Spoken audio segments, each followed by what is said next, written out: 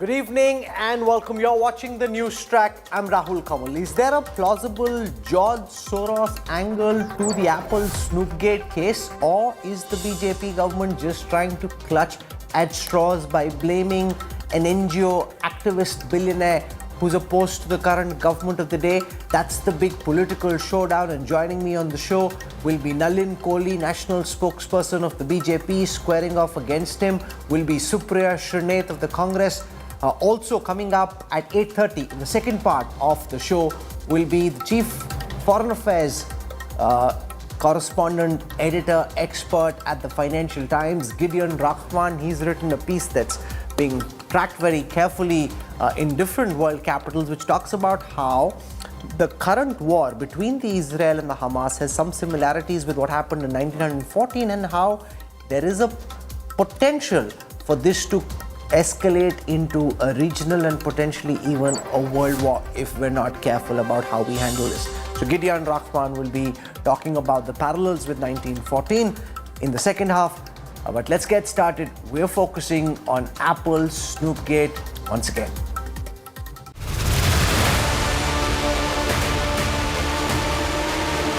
Apple alert storm rages on. Center versus opposition war. Soros linked to snoopgate.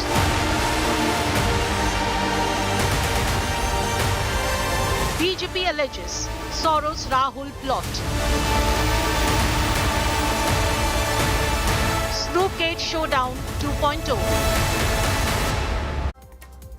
The snoopgate debate, reignited by Apple alerts received by several opposition netas, continues to boil.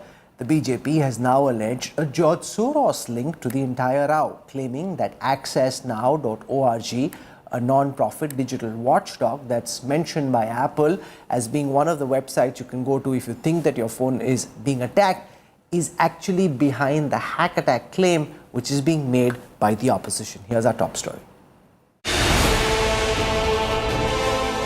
It's an all-out political war over alleged government snooping on opposition leaders.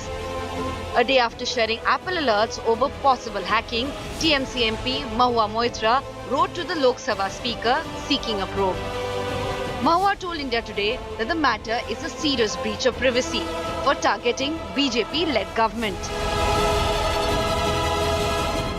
It is a breach of our constitutional freedoms, which is a fundamental right for all of us. The second is it is against the spirit of Indian democracy and the Houses of Parliament, because the opposition and voices of dissent are completely necessary for Indian democracy. And the third is this is illegal and violates the law of the land, and also it is in complete breach of our privileges as MPs. Over a dozen opposition bigwigs have alleged that they have received messages from Apple warning them against state-sponsored attackers trying to snoop. प्रधानमंत्री विपक्ष और BJP के तमाम नेताओं की पूरी मालूमात हासिल करना चाहते, कौन उनके खिलाफ बोलता है, क्या राजनीति हो रही है। एप्पल का नोटिस तो बहुत छोटा नोटिस है, और ये बात जो मैं कह रहा हूँ ये बीजेपी के नेता भी जानते हैं। The centre was quick to dismiss allegations of snooping on opposition, daring the opposition to lodge an FIR and submit phones for forensic probe. So I clearly think it looks to be either a malfunction on Apple or some prank somebody is playing. It's complete nonsense that the opposition leaders are trying to propagate. BJP meanwhile claimed an explosive George Soros links to opposition snooping charge, claiming that the alerts of hack attacks were sent at behest of the US billionaire funded digital watchdog Access Now, which is employed as a helpline for Apple. Even accusing Rahul Gandhi of Soros link, Mahua, however, rubbished the charges. When the government of India investigates this matter, as it has said clearly yesterday, and Apple will be asked to cooperate. I'm sure questions will also be asked of these NGOs like Access Now and the network they run here in India. Perhaps the web portal whose editor is on the board of Access Now will also be sort of questioned. And the entire investigation will look at all these aspects very closely.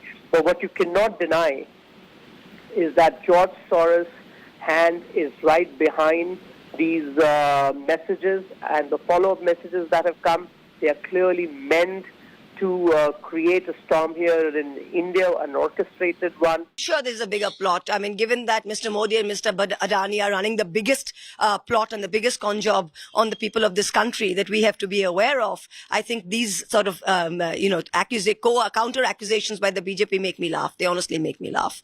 So I think the fact is that members of opposition have received this. These are credible threats from Apple. Now, if he's going to say Soros controls Apple, that's all I can say.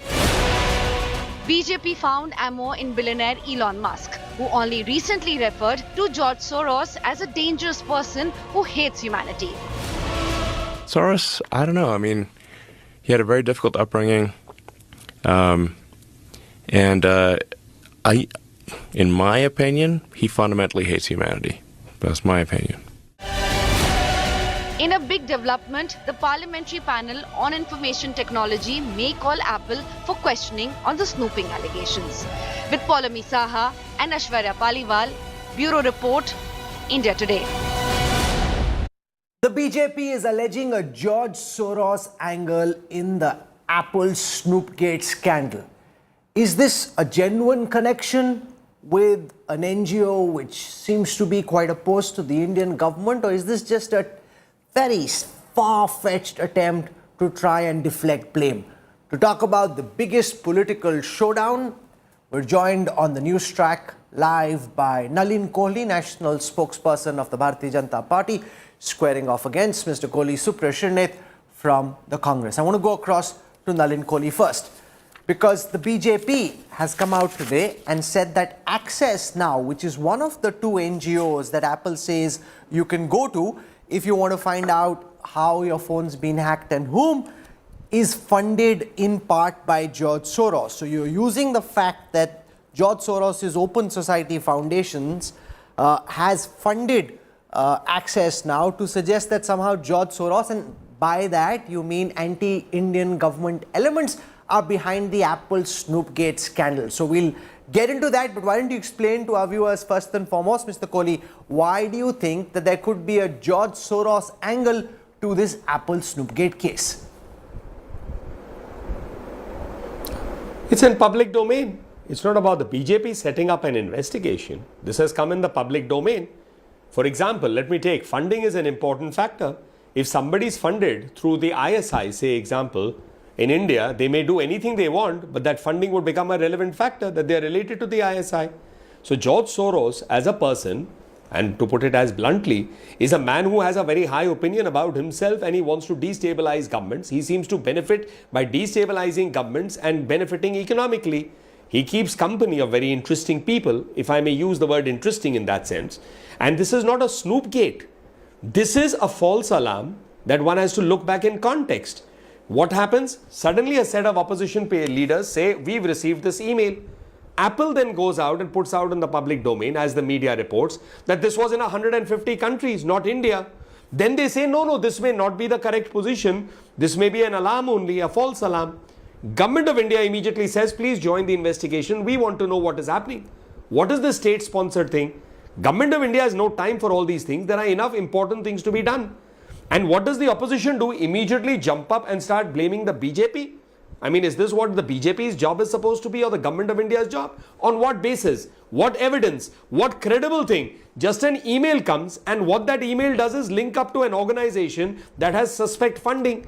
So this has come in the public domain. All of it has to be considered. Okay. And let's not forget, Rahul Gandhi ji a few years ago went ahead, 1 minute, just one thing. Mr. Rahul Gandhi was even willing to meet Cambridge Analytica, and it was reported by the media, an organization that made it an agenda to make sure that elections don't happen freely.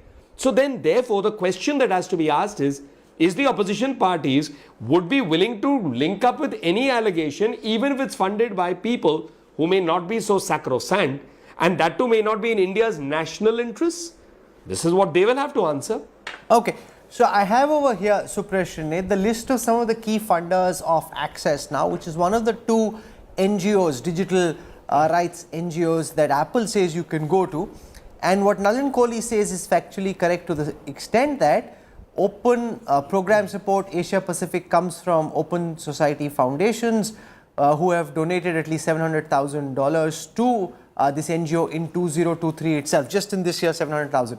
And if I look at some of the other organizations that are supporting this NGO, whether it is Wellspring, whether it is the Ford Foundation, whether it is Meta, Discord, the Electronic Frontier Foundation, the funding is much lesser. So from the list of funders that we have, which is from the accessnow.org financials website, George Soros seems to be the biggest backer of Access Now, and we know what George Soros' views on the state of the Indian government and in democracy are, leading the BJP to wonder whether dal mein kuch kala hai. How is George Soros involved in this? How do you, as the Congress spokesperson, respond to what's come out now in the public eye? Supriya, Shrinate. So first and foremost, thank you very much for having me on the show, and it's a good evening to both my fellow panelists and you. I hope because you listened to him in rapt attention, you are not going to interrupt and wait for me to finish. The reality is that I do not hold a brief for anybody. I hold a brief for the Congress party, and as someone who also got this threat notification, I have every business to talk about it. But it seems from what you are saying, and it seems from what the BJP is saying, this has not been unearthed through some investigative journalism that who's funding Access Now. And I will come to Access Now in just a bit. But it does seem increasingly for the last 3-4 months, in fact 6 odd months, that George Soros, some gentleman sitting in the United States, is responsible for 90% of what is happening in this country. Then why do we have an elected government? Why do we have agencies which have become frontals of the BJP, quite literally? Why do we have law enforcement? Why do we have investigative agencies? Why do we have ministries of information and technology, or for that matter, CERT-in? So that's point number one. Point number two, and I want to make 3 points here. So my point number 2 is Access Now and Citizen Lab just last month, for your very information, just last month, they actually assessed certain threat notifications that were sent to 3 people in Russia. It was found to be true. 2 of them were journalists. Their phones were hacked, and indeed they were being snooped upon. So that was not a false negative as they would want to claim it to be. And the third and the last point that I want to make, and very briefly in the next 30 seconds, I want to rewind to what has happened in the last 24 hours. Some of us in the opposition, including myself, we got a threat notification from Apple on our phones and as an email, and which said that your phone can possibly be subject to a state-sponsored attack, which essentially means your phone could be hacked and there could be snooping happening on your phone. The reality is that large sections of the media, which is laughable, and of course India's IT minister went to town with an Apple statement. But that Apple statement was on its website and in their reference notes from August 23. Which means 4-month-old statement was used by India's IT minister and the media's breaking news to defend. The reality also is that Apple in its pre-drafted statement also says there could be some false negatives, which in simple English means there could also be some positives. As responsible citizens of this country who get a threat notification like that, what do you expect us to do? Keep quiet, hide under some rock and pretend it never happened? I think as responsible citizens, we brought it before the government. But the minister who sat there, and I have him on record, the minister who sat there did not know anything. The minister who sat there said, we will involve CERT-in, which is a technical division of the government of India, reports to MEITY, and that is going to do the fact finding. The reality is that CERT-in on the 27th of October this year had issued an advisory, had issued an alarm, and said that these phones, without upgrading to iOS 17.1, are susceptible, are vulnerable. On the very same day, on October 27th, Mr. Ashwani Vaishnav was tweeting phones made in India by Tata. Okay. That's the reality. He did not even know that CERT-in had already issued an advisory. So this is the left arm not knowing the right and blaming India's opposition. I mean, get your marbles, guys, and get over the George Soros mania. You have been given a mandate. Okay. You will be voted out very soon. Get over the we will come to who gets voted out later, Supriya, in just a moment. When you say that. Mr. Kohli, if it hadn't been for the likes of Access Now and Citizen Lab, we wouldn't have ever found out about the Pegasus snoopgate scandal, about the existence of high-end technical surveillance software like the Israeli Pegasus, all of this came to the knowledge of the world because of NGOs like Citizen Lab and Access Now. And while they may be a real pain for the government because they keep ferreting out information which you don't want, the fact is that they've played a certain role, maybe not pro-government most certainly, but in keeping our democracy going, in ensuring that information which the government doesn't want out comes out to the public domain. In the 1970s, Indira Gandhi always used to find a foreign hand in everything that went wrong. It seems now you find a George Soros hand in everything that's not going your way. Mr. Nalin Kohli. I'll answer both, and I'm glad you asked both, because there would be points that I would have raised without you asking the same questions. Let's start with Pegasus. The opposition went to town screaming, Pegasus, Pegasus, Pegasus. The Supreme Court finally appointed a committee. The committee said, will you give your phones? Mr. Rahul Gandhi was the first one to run away from giving his own phone. He's the one who made the maximum amount of sound bites on this. My phone is waste, Pegasus is there. What happened? Why didn't you give your phone? Whatever phones people chose to give to the committee, they said we found no evidence to that. So it was a false alarm in which India's democracy is in danger, constitution is in danger, Supreme Court was invoked. They ran away. Miss Priyanka Vadra Gandhi, she said my children's phones is being targeted. She got a message, please give us the phone, we will check it. No, we deleted the message, it's not required anymore. You can't have it both ways. This is called spit and run. You spit on someone and run away. Either you say there is a conviction that we are making an allegation, we want to get to the truth of it. The truth is being monitored by the Supreme Court. We bow to the Supreme Court. Supreme Court has made a committee. The committee wants to see our phone. Get it checked. We will give it. That is not done. The same thing, let's go further. You spoke about Indira Gandhi and the foreign hand. What a glorious movement. Mrs. Indira Gandhi used to say there's a foreign hand in everything. Mr. Rahul Gandhi used to always say, and other Congress leaders, in fairness to all of them, we fought to get India independence from the British. And now let's take all his statements in the last, say, few years. Meet Cambridge Analytica, who is known to have interfered in electioneering in various countries. It's a fact. It was reported in the media. The video was out. Here he goes abroad and says, what are Europe and America doing about Indian democracy? He is the man who abuses the government the most. He abuses the Prime Minister. Is he in jail? Is he being threatened under any law? No. The Constitution is functioning beautifully for everybody, including him. He has freedom of speech as much as you, me or Ms. Shrinate. There is no change in that. He is not being stopped from speaking or criticizing the government. But the point is, he is the one who goes abroad and says, what are you doing about it? When a furor takes place here, then the next statement, which is at another event, is brought up to say, no, this is his statement, the old one wasn't. What is happening? Manishankar Ayyar goes to Pakistan and says, Inko hataiye, humko laiye. No, but Mr. Kohli, can I pause you for a moment to remind you of what the bench, and you're a leading lawyer yourself, the bench comprising Chief Justice of India, N.V. Ramanna, and Justice Suryakant and Hema Kohli had said in court in the Pegasus case that the government of India did not cooperate with the committee.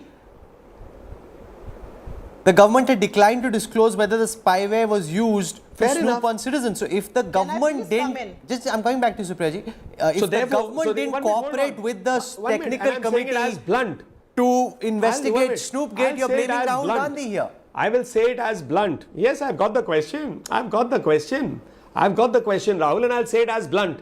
You, me and anyone else on this panel and on your panel and your colleagues and our families, sleep safe in the night because somebody in some agency is tracking terrorists and the anti-India people whose entire job is to somehow, behind the walls, in the dead of the night, form sleeper cells and kill innocent people. It happens because nobody is willing to accept it, but then every country is entitled to have a spy setup and a spy intelligence setup that does its duty. It can't be misused against its citizens, but what are their rights in terms of how they manage it cannot be disclosed either. Like in the Rafale case, a whole hue and cry was made that it's a big scam. Did it go to the Supreme Court? The government gave full details in a sealed cover to the Honorable Chief Justice, then Ranjan Gogoi. No scam was found. Okay. They wanted us to reveal the weaponry that plane is to carry.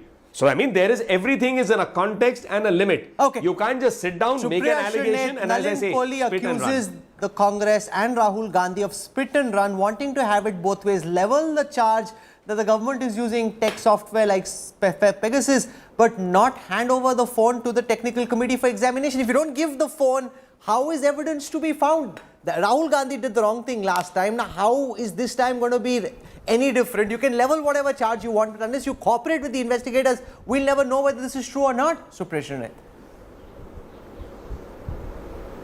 So we are rediscovering English language because it was always, the phrase was hit and run. Now we are saying spit and run, but good. We should reinvent language when it suits our purposes. I will answer your direct question, but I want to say on record that the Supreme Court appointed committee and later the highest court in the land said that the government did not cooperate with the Pegasus probe. Point number one. The government has so far, till date, not issued a denial or not given an affidavit in the court stating they did not use Pegasus. They have not done that. If you are so clean and you want to come clean, issue an emphatic denial, which you haven't done. You did not even give an affidavit in the Supreme Court. And point number three, which is very important, the Supreme Court committee had probed 29 phones and 5 of them had malware. I will name a friend here, Sushant Singh. He had not just given his phone, he had also deposed before the committee. He had also given an affidavit. What happened to all of that? Where has that led to? Because the government conveniently chose not to cooperate, and nobody can come out with the truth if the government wants to look the other way. So you want to say spit and run and hit and run and all of that. You buckled and you have not told the truth to the highest court of this country. Don't you dare talk about what we do. I also want to state one that, so I hope I've answered your question on phones being probed or not being probed. I also want to state something very emphatically here, and it's a very important point that I want to bring about. It was said here that spyware is being used to track lethal terrorist sleeper cells or something like that. Absolutely. It should be done. India's security is paramount. But are you telling me that members of the Indian opposition, including people like myself, who I consider the greatest patriot ever, you think we are sleeper cells? You think we should be snooped upon?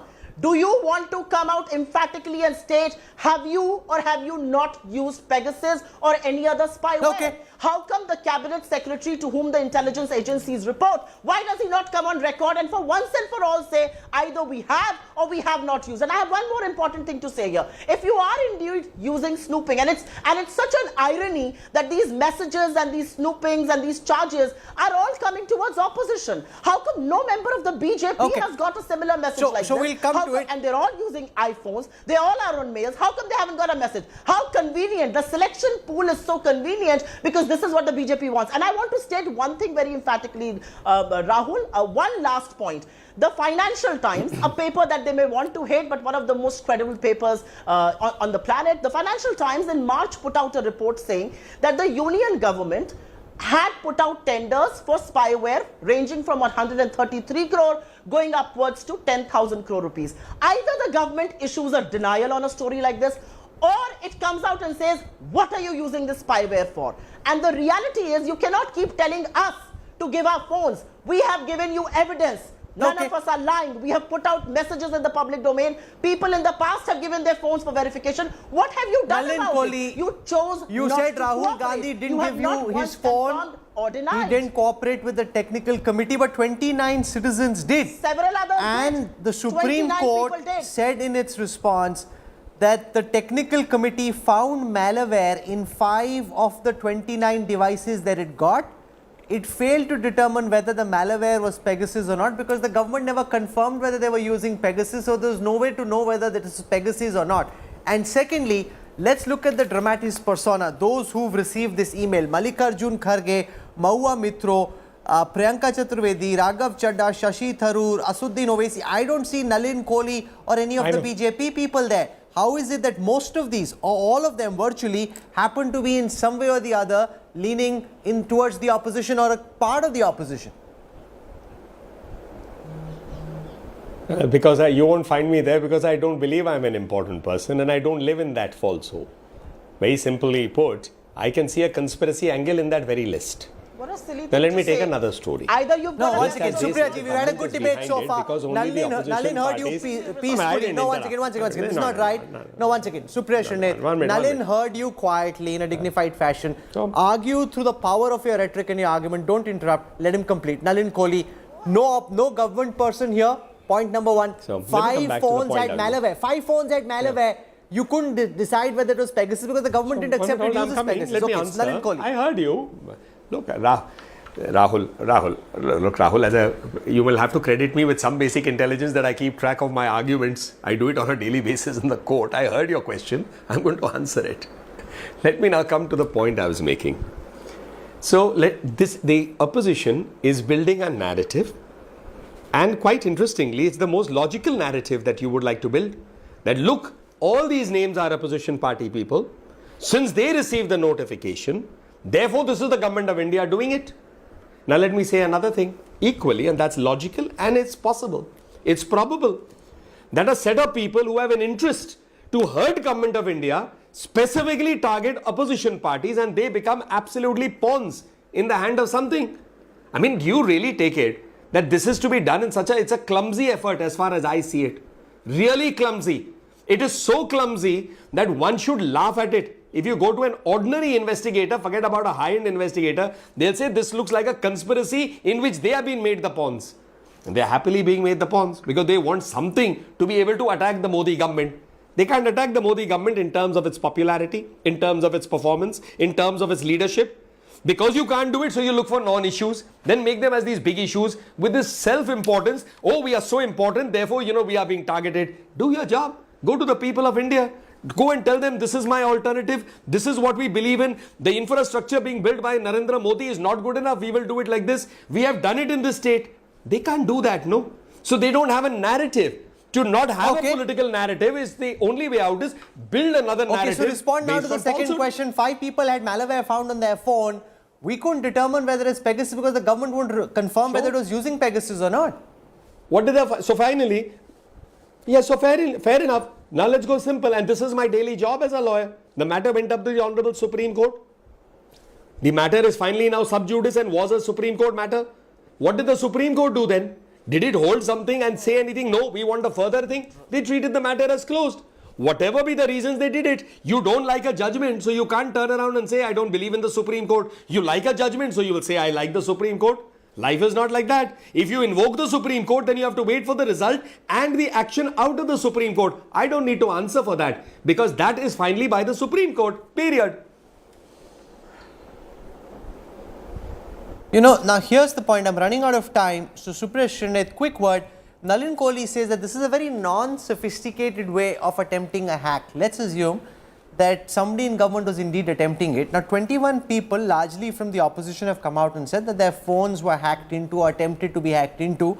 Now how do all those people get attacked by whatever sophisticated state actor this is around the same time? Even if the government were to say, want to hack you, Mallikarjun Kharge, Mahua Mitro, anybody, Priyanka Chaturvedi, they would do it over the months and set it up one by one. It's highly unlikely that they'll have 21 phishing attacks or 21 hack attacks will happen at the same time. That just sounds very basic. It doesn't sound like a sophisticated operator at play. This isn't a sophisticated government to begin with. But I have a very simple point to ask both you and Mr. Kohli here. If you got a similar message on your phone, or if somebody at home did, and especially if a woman did, and it said that you could be under a state-sponsored attack and they could have access to your phones, your cameras and your microphones, what would you do? What have you done would since? You just turn on the bed the no, other so what side have you and done? sleep Tell our well viewers, at what night, have you done, Supriya? Listen to me. Or would you be worried? Please. Don't interrupt me. You have not interrupted him once. Don't interrupt me. Let me finish my argument. What would you do? Would you turn around on the bed and sleep the other side? No, you would not. You would want to bring it up in public domain because it took us a while to understand what was happening. And when we took it up in the public domain, we expect the government of India to responsibly respond. The government of India is holding a 4-month-old statement of Apple and trying to hide behind it. I asked a simple question. Mr. Vaishnav said there sitting, he's the MEITY minister, he said there sitting that we are going to involve CERT-In. CERT-In had already issued an advisory and a warning on the 27th of October. The government of India didn't seem to know about it 4 days later. And he's talking about their involvement. He's talking about roping them in, which tells you how this government functions. Maybe Mr. Vaishnav doesn't know a thing about snooping here because maybe his higher masters are doing it. But the reality, Rahul, is that if you expect us as responsible citizens to be quiet because somebody is going to say we are clumsy and we are pawns, that's not going to happen. And if anybody thinks that by doing this we are not going to criticize the government or put them in the dock or hold Mr. Adani accountable for all the misdeeds that he's doing, we will continue to do that. And to the one point that Mr. Kohli made in the next 10 seconds, I simply want to say whether it's Madhya Pradesh, Chhattisgarh, Rajasthan, Telangana, Mizoram, you are facing a rout. You will be given a run for your money and for your votes. So don't sit here on your high pulpit and tell us what we should be doing with people. We'll come to that during our exit poll and on the 3rd of December. So learn some lessons, get some humility and stop snooping. Start snooping? I thought you said stop snooping. Don't start snooping. We don't want Mr. Kohli The only humility that's needed is in the arrogance that's coming from the other side. I said stop snooping. No, but Mr. Kohli, in conclusion... No, you kept telling how you're a lawyer and your arguments are so good. I thought I had to retort with equal fervor, if not better. No, but Mr. Kohli, the fact is that several people in government and outside, when they are calling, they're calling either on FaceTime or on WhatsApp. Many I've seen have gone back to older version. Have gone back to older version phones. They're not using high-end. I'm asking the same question. No, one second. I've understood your question. I'm asking the same. Supriya ji, I'm also out of time. I have a very important guest on the other half. I'm out of time. You are not speaking to people other than WhatsApp or on FaceTime. Ma'am, I'm out of time. Ma'am, I'm out of time. Because everybody believes the big boss. So let me ask. Let me ask that question to Nalin Kohli. Most people in government, when they are calling, most senior bureaucrats as well, are using FaceTime, are using WhatsApp calling. They're not using the traditional phone in the way that they would. Now, their concern could be that maybe some international state actors doing it, whatever, or maybe they're worried about what's happening internally. We don't know that. But the fact is they're moving away. And all of this would lead people to wonder, क्या दाल में वाकई में कुछ काला है? Nalin Kohli, final words. Just two things, Rahul. The first is that obviously if they receive emails, they're going to expect the government to do something and the government is doing it. But you don't begin by saying the government has done it. On what basis have they said the government has done it? What is the evidence that they say that government of India has done this? There is no evidence. It's just their own desire to run down the Modi government, period. And now let me answer the second part of your question. I don't use FaceTime. I don't even have an Apple. I use a normal Android phone. I call normal. I call WhatsApp also when the normal call doesn't get through because data sometimes works better. Sometimes data doesn't work better. So I call normal. I don't understand what the paranoia is. If somebody wants to be paranoid, you can also be paranoid sleeping in the house thinking the fan will fall on you. That is up to you. I'm not here to solve people's paranoia. Okay. In my life, there is no FaceTime. Period. Okay, so we've heard from the BJP, we heard from the Congress. Thank you. The show. Rahul, 1 second. I'm out of time, Supriya. I'm out of time, so you need to make it very quick. I challenge all three of us to open our phones and put out the logs. Not one person is speaking on open lines today because people are scared, including my friends within the BJP. They don't want to talk on open lines because they know that they are being snooped upon. There is a fear in this country. They believe somebody is listening. That's the kind of environment the BJP has created. Let's open our logs and let's show the people we are talking to and which lines are we talking about. Okay. Mr. Kohli may be an exception. Now, I have no problem. Okay, so we've heard from the BJP, we've heard from the Congress. We will track this story. This story is not over and done just yet. We'll track this story carefully.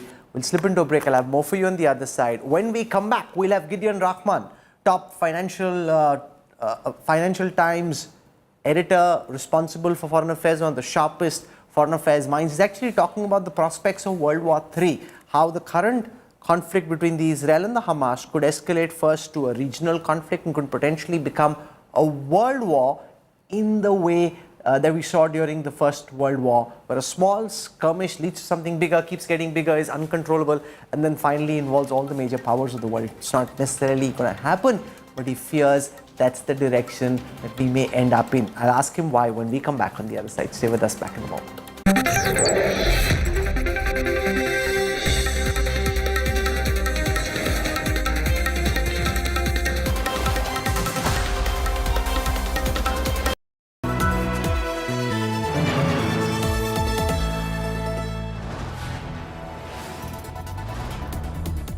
You are watching India Today, powered by Finest, Be Sustainable Change, a BNP Group company.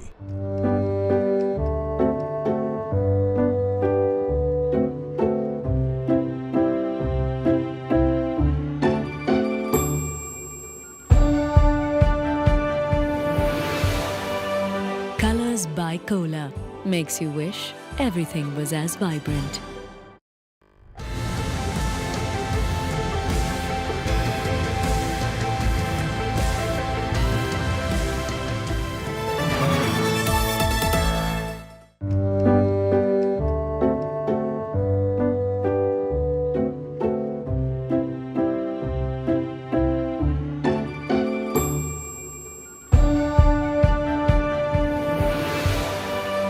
Colors by Cola makes you wish everything was as vibrant.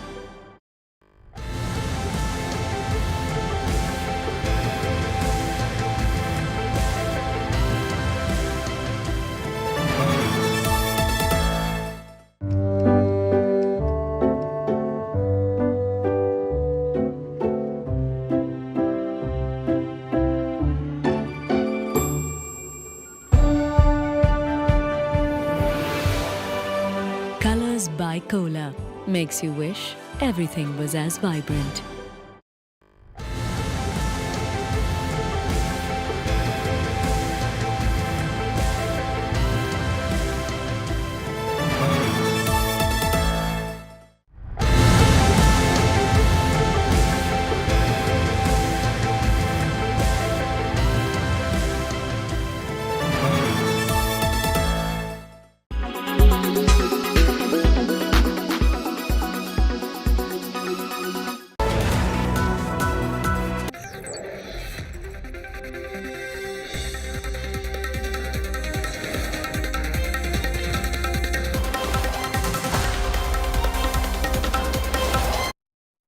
Nearly a month into its war with the Hamas, Israel has hit the Jabalia refugee camp in Gaza. The airstrike has reportedly killed dozens of civilians. The Hamas claims at least 7 Israeli hostages have been killed in this attack. Will the bombing in Jabalia be a major inflection point in this war? That's the concern several analysts have.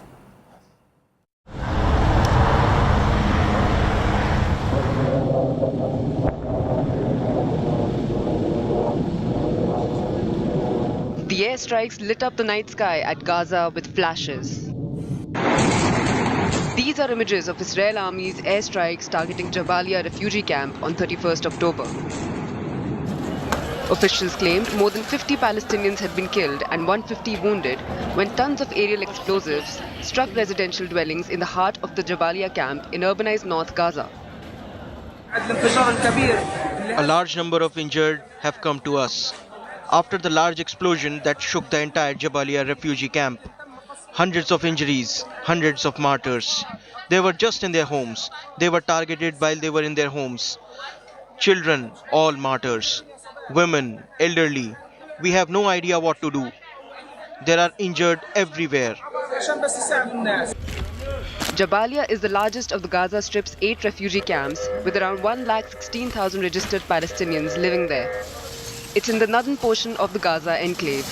The refugee camps here over decades have become dense, permanent communities, with nowhere to rehabilitate the Palestinian refugees. May God have mercy on them. To God we belong, and to Him we will return. May God give me patience. To God we belong, and to Him we will return. Intercede for us, God. God is great. Thank God we die as martyrs. May God give me patience. This mother lost at least 3 of her children in the Israeli airstrikes of Tuesday. Israel justifies the airstrike as an important necessary move in the war to dismantle Hamas's underground operations. Our forces continue to significantly expand their ground operations in the northern Gaza Strip. Overnight, forces engaged in significant battles, including a multi-story building in Jabalia area. Terrorists fired at our forces in the area. Hamas used that structure, like many others, as a sanctuary. In this case, talking about the deliberate use of civilian structure near a school, a medical center, and government offices. The West Bank observed a general strike following Israeli airstrikes at Jabalia. In the neighboring country of Jordan, nearly 2,000 people protested in support of Palestinians in Gaza following the deadly airstrike on Jabalia. I'm short of words after I saw this massacre. This is the first time I witnessed a massacre like the one I saw today. I have never seen something like this in my whole life. Not in the previous war, not the one before, not in any war. I collapsed. Nothing changed since the destruction of Jabalia. The war continues, as neither side are ready to back down to consider the humanitarian cost of this war. It was initially suggested in a very non-serious fashion that the fight that we are seeing between the Hamas and Israel may lead to a regional conflict and then potentially a larger conflict and potentially even World War III. This was a screaming banner headline on some of the most sensational news channels in India and elsewhere. However, now, even respected and renowned commentators are talking about the prospect of the current confrontation, like in 1914, potentially escalating from what seems like a very localized war to a regional war and then later something much bigger. One of those who've written about this is Gideon Rahman, the chief foreign affairs commentator at the Financial Times. Mr. Rahman's commentary is read very carefully all across the world in many world capitals. So I invite Mr. Rahman to join us on the NewsTrack to talk about why he fears that there are some similarities, potentially, there could be, which we need to be aware of and keep our eyes open to, about what happened in Sarajevo in June 1914 and what we're seeing currently in Gaza. So Mr. Rahman, welcome and thank you for your time. A pleasure. Could you start by reminding all our viewers about what happened with the Austrian Archduke in Sarajevo in June 1914 and the kind of similarities that you seem to be picking up and why we need to be very worried about what's happening now and shouldn't just be seen as a conflict between the Hamas and Israel, because this could soon, in your view, if things aren't controlled, escalate into something much bigger. So why are you so apprehensive about what may happen next? Sure. Well, I should say it's not really just my view. I mean, basically, was talking to policymakers, particularly in America, about how they're seeing this conflict. And it became clear to me that their major preoccupation, is to stop this becoming a regional conflict that drags in Iran and the United States. They are, of course, trying to de-escalate the situation in Gaza, support Israel, but also push for fewer civilian casualties, humanitarian access, and all of that. But within that context, they are very worried that the next stage in this conflict, and probably the biggest U.S. interest, is to avoid it going regional. And the reason I mentioned 1914 in the column I wrote is that that's a sort of classic case, which I think historians, political scientists have been fascinated with for the last century, because it starts with a terrorist outrage, an assassination. It looks like at the time something that's very confined to Austria and Serbia, but then you then discover that over the really quite quickly, 5 or 6 weeks, it escalates into a conflict that includes Great Britain and therefore also actually India, but France, Russia, Germany, and so on. And the interesting thing about that crisis that unfolded over 6 weeks was that most of the countries involved did not actually want a general European war, but they kind of got dragged into it as various thresholds to international action were crossed. So that, for example, the Russian and German emperors, who were related, exchanged numerous messages during that month of August 1914 saying, we really mustn't allow this to become a war between Russia and Germany, but at a certain point, both countries feel so threatened that they end up at war. And the analogy, I think, with what's happening now is that you can see, for example, unprecedented conversations between the leader of Saudi Arabia Mohammed bin Salman is the de facto leader, and President Raisi of Iran. These are not people who've spoken to each other for decades, but speaking to each other. Now, in some ways, that's a hopeful sign, but it also shows how anxious they are that this could escalate. And similarly, when Blinken, the US Secretary of State, went to Jerusalem, he didn't just meet the Israelis, he then went on a whole tour of the region because he can see this is a conflict with regional implications. And we can go into this in more detail, how it could spin up. But I think the central vector is that a lot of the kind of actors are proxies for Iran. Okay, so let's deal with it one by one. Because the biggest question is, can Iran get militarily involved, either directly or through its proxies? What's your understanding at this moment of Iran's threshold? Ibrahim Raisi, the country's president, has spoken about crossing red lines that force everyone to take action. You've written about this. What's your understanding of what Iran's real thresholds seem like at this moment? Well, I mean, that is the key question. And of course, Raisi, if he takes to Twitter, is doing something particularly. He's positioning himself publicly. The Iranians will also be having private conversations indirectly with the Americans via Qatar, Saudi Arabia, and so on. And whether what they say publicly and privately are the same is not always the case. But I think that, taking a step back, Iran's kind of positioning is that it is the leader of what they call the axis of resistance to Israel. It wants to be the rallying point for all those who do not accept the right of Israel to exist. And it's important at a time when Saudi Arabia, its traditional regional rival, its neighbor, was moving towards normalization with Israel, was about to restore diplomatic relations, according to both the Israelis and the Saudis, and other Gulf states, the UAE, Bahrain, etc., had already done that. So for Iran, this is both a challenge and an opportunity. They need to show that they are the true voice of the Palestinian resistance. But that also creates a dilemma for them, because as Israel bombards Gaza, kills a lot of civilians, as we saw only yesterday, the pressure then turns back on Iran, because people say, well, you say, that you're the great defenders of the Palestinians. What are you doing? And that is what Raisi was referring to when he said, the red lines are being erased very quickly. And finally, Hamas is one thing, but the biggest and most powerful Iranian proxy is Hezbollah, which is in Lebanon, possibly the most powerful force in Lebanon, extremely well armed. And if they were to start... So let's come to the Hezbollah, because the Hezbollah has, from public accounts, more than 100,000 precision-guided missiles and rockets. So far, there have been very limited skirmishes. Rocket fire from the Hezbollah in southern Lebanon, artillery and mortar fire from the Israel Defense Forces. It seems on the outside that the Hezbollah doesn't want the conflict to escalate, but then these things have an escalatory spiral of their own.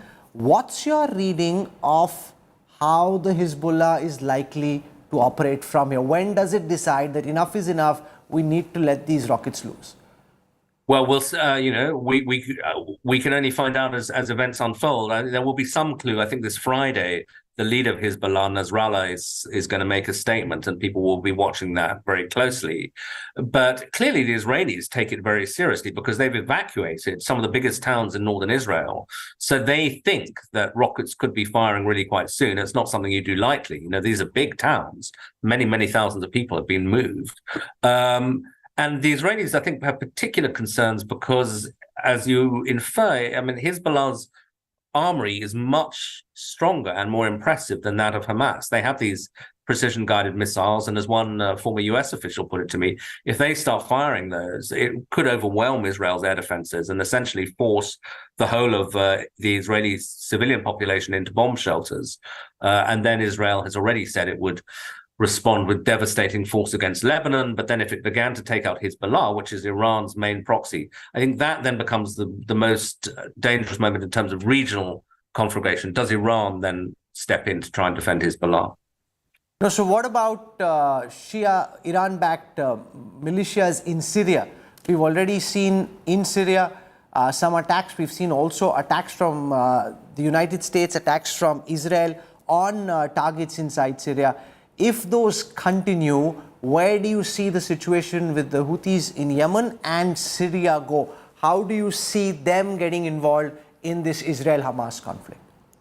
Well, I mean, again, looking at it from the American point of view, they're aware that they are seen in the region as essentially, almost part of an Israeli alliance, and that they also have forces which are vulnerable. They're in Syria and Iraq, really the remnants of the American forces that went in to fight ISIL, the Islamic State, and they still have troops on the ground, and those are the ones that have already come under attack by Iranian proxies. Now, so far, no Americans have been killed directly, although one contractor apparently died of a heart attack when they were running for a bomb shelter, and the Americans have responded to that. But if those attacks were to resume, and significant numbers of Americans were killed, then the Americans, in their own concept of deterrence, would feel obliged to step up their military response to that. So they would go after these pro-Iranian forces in Syria, in Iraq, and who knows where else, depending on where the attacks were coming from. And then the Houthis in Yemen are another complicating factor. They have been engaged in an incredibly brutal war with Saudi Arabia. The Saudis have, as you know, come under severe criticism for some of the tactics that they've used in Yemen, indiscriminate bombing, the kind of thing that the Israelis are now being accused of. And the Houthis, it turns out, who were kind of had a public image as a rather ragtag army, actually turn out to have cruise missiles, which they fired towards Israel, which the Americans shot down. But what if they were to do that again? They have tweeted that they would target Eilat, the main Israeli kind of tourist town. And they are a group that don't have much to lose. They've been engaged in an extremely brutal war for some time now. And the other thing is, if you're in Saudi Arabia, which is where I was last week, they're very aware of their vulnerabilities. Earlier in their conflict with the Houthis, their oil facilities were struck by the Houthis. Now, if you took Saudi oil production offline, that would, convulse the world economy. And then the other real vulnerability of Saudi Arabia is Riyadh, a city of many millions of people, is dependent on 2 water desalination plants, both of which could be hit by missiles, either from Iran or from Yemen. All of what you're saying is very, very scary, and yet so within the realm of what might actually end up happening if we aren't careful of how this battle shapes up from here. There's also then the issue about Arab support for the Palestinian cause. Now, Mohammed bin Salman, the Crown Prince of Saudi Arabia, the rulers of the UAE, Qatar, Jordan may have a different view on the Arab street, and we've seen that from Tahrir Square uprising and in several other countries. The street has a mind of its own. To what extent is the Arab mind impacting Arab rulers? Sure, I think they're all very worried about it. I mean, I don't think they're very worried about it in Saudi Arabia because it's such an authoritarian place. I think they don't have demonstrations in the street. It's never happened. So I don't think that they feel, whatever public sentiment is, that they're personally threatened by it. And that may account for why Saudis still say, kind of behind their hands, sometimes semi-publicly, that they would still at some point like to normalize relations with Israel.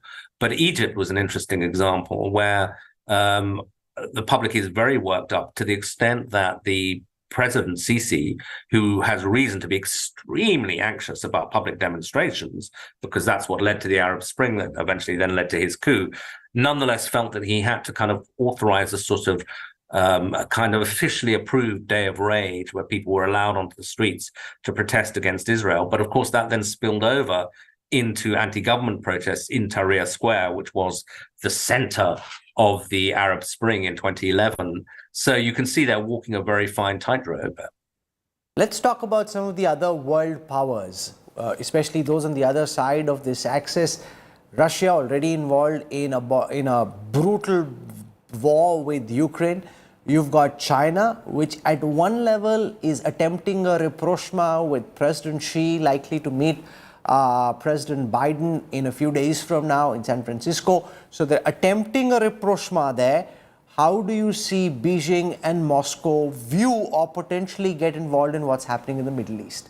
Look, I don't think they'll get involved directly militarily unless things really spiral in ways that even I couldn't quite foresee. Yeah. So in that sense, I don't think we're talking about World War III. I think we're talking about a very dangerous potential regional war. I think for the moment, they largely see it as probably advantageous but risky for them what's happening. Advantageous for Russia in the sense that it takes the world's focus off Ukraine, the West's focus off Ukraine. Even some of the weapons that the Ukrainians had been hoping to get may now be used by the Israelis. It's that direct. But also it really complicates the West's narrative as they say, you know, Russia's bombed flat Mariupol. Well, people say, well, you can object to that. Why are you not objecting to what Israel is doing in Gaza? So to that extent, it's helpful to them. There are some complications. I mean, they're close to Iran, and indeed they get weapons from Iran.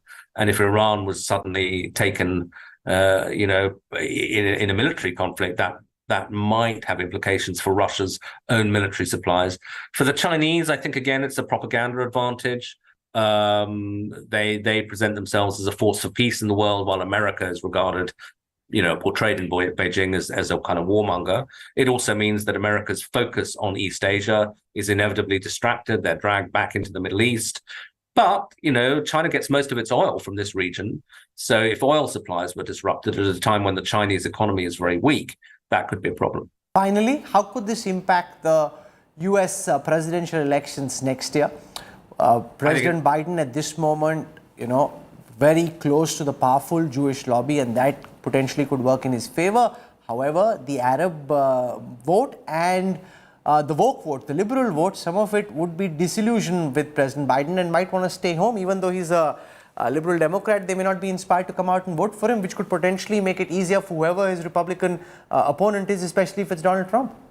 Yeah, absolutely. No, I think that the White House is very worried about the political impact of this. Talking to friends sort of in Biden world, if you like, they mentioned particularly young and progressive voters who are very, they're very worked up about this. There are big demonstrations on American campuses and so on. And those are voters they need to come out and vote for Biden. Normally, they would be very motivated, even if they didn't particularly like Biden or were suspicious of him being too centrist or too old, but just the need to block Donald Trump. But if they're really, really angry with Biden, they may not vote, or they may vote for a kind of spoiler, kind of in American terms, far left candidate like Cornel West. And that could make the difference between victory and defeat for Biden. Now, of course, for these people to allow Trump to win would make absolutely no sense if you're pro-Muslim. Trump is threatening to revive the Muslim ban, which I think is illegal, but at least in theory, to ban all Muslims from entering the United States. So he's far more kind of xenophobic than Biden ever would be. But nonetheless, the anger of young and progressive voters in the US towards Biden is a real problem for him. And indeed, the Arab vote in a key state like Michigan is something to watch out for. For your sharp and unique insights, Gideon Rahman, thank you. Pleasure. You've spoken about the prospects of how this could escalate beyond just Israel-Hamas and what you need to keep in mind of as you track the story, where it is and where it could potentially head next. This is where I wrap up the news track tonight. For your time and your trust, thank you very much. I look forward to seeing you at 8 p.m. tomorrow. Goodbye. Good night.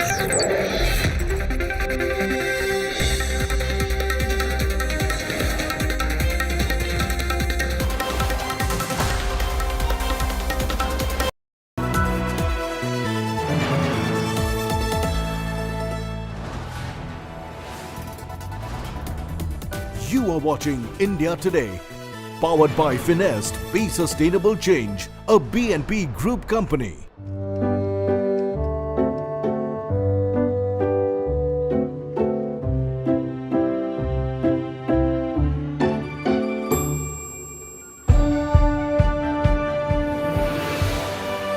Colors by Kohli makes you wish everything was as vibrant.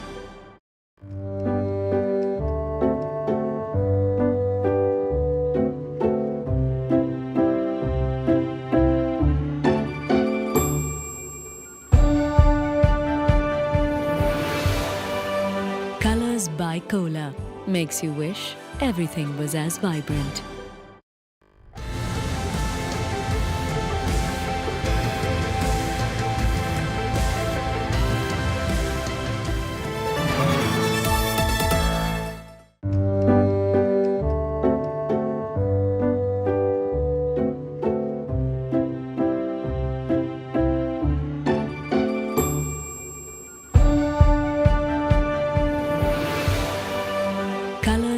Kohli makes you wish everything was as vibrant.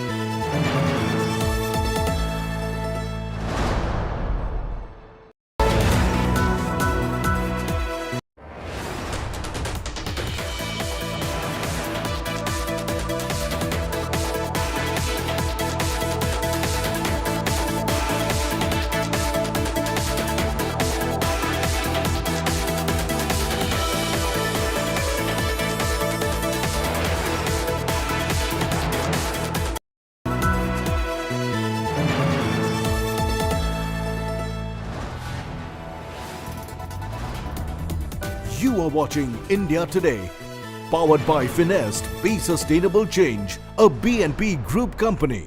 Get ready for an immersive journey into the heart of news, politics and insights that truly matter.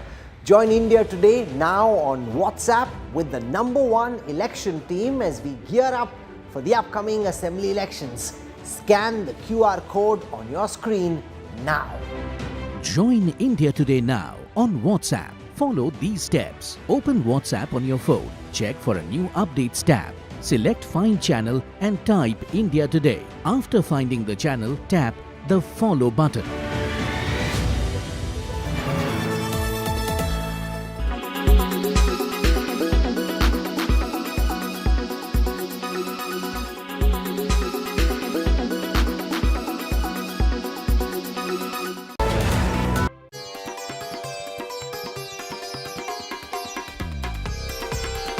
Time for me to head for some tea and poha. Congress has to try hard to win back. Kahan dod raha? That's what I wanted, my black chicken kadak naan. मेथी का Laddu ED आपके घर पहुंच जाए। स्वागत है उनका। 150 करोड़ की अघोषित संपत्ति जब्त होती है। रायपुर आना है तो नुक्कड़ जरूर जाना है। छत्तीसगढ़ी थाली। बोलो क्या? PSC is basically Party Service Commission. Chhattisgarhiya.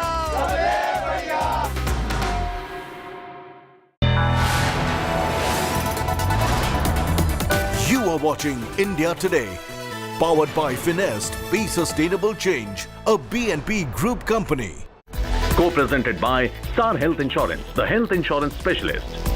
Co-presented by हर घर का हीरो ग्रीन प्लाई का E0. Co-powered by the bold look of Kohli,